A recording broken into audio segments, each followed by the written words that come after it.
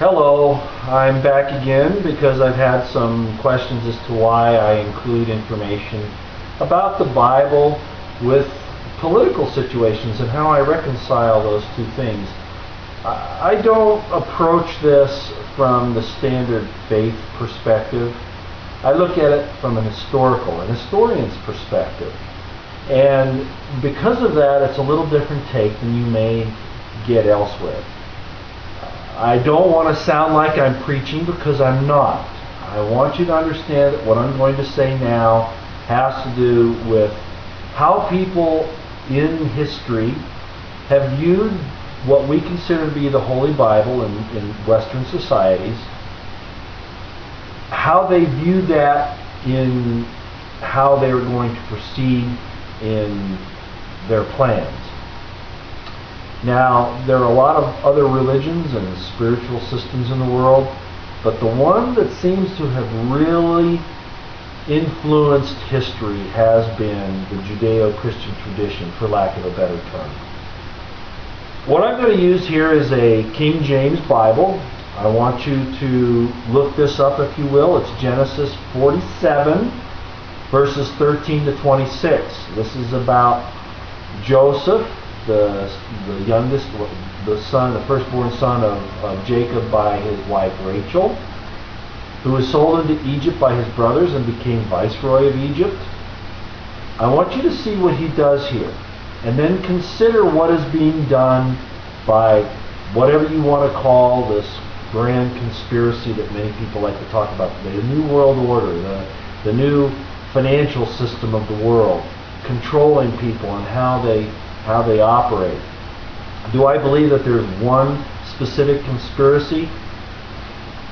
I don't even want to call it that. I want to talk about the fact that there are a great many organizations that use this as their operations manual. Not just religions, not just churches, but societies, secret and otherwise.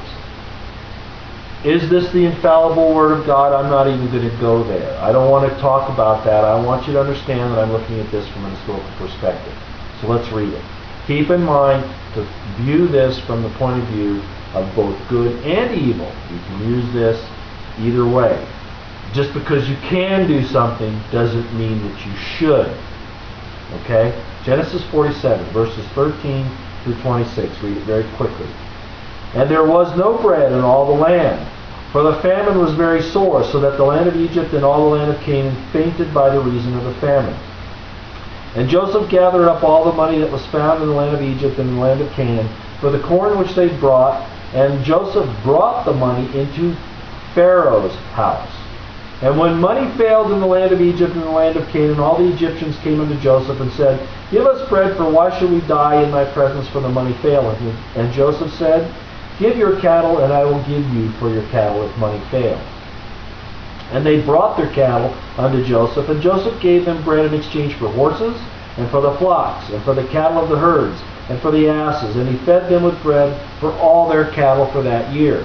When that year was ended, they came unto him the second year, and said unto him, We will not hide it from my Lord, how that our money is spent. My Lord hath also our herds of cattle. There is not aught left in sight of my Lord, but our bodies and our lands.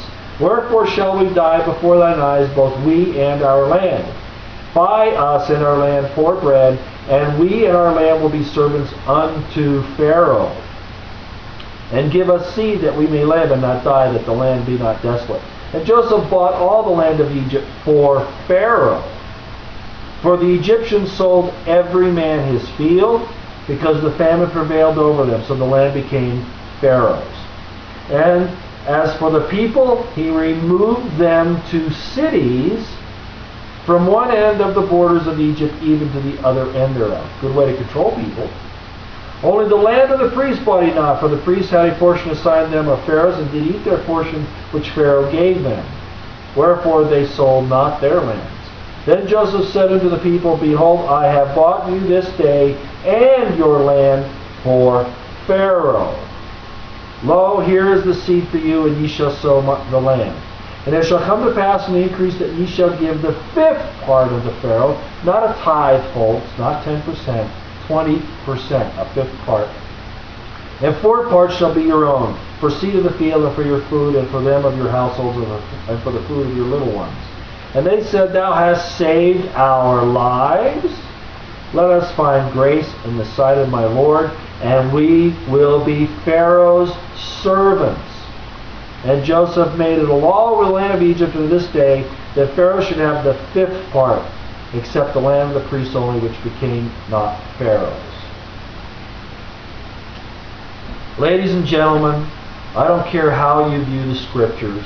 You need to look at it as an operations manual, not just for good people, but for what we might consider to be the bad. We have serious constitutional problems right now. What are the rights of the individual? What are the rights of the state?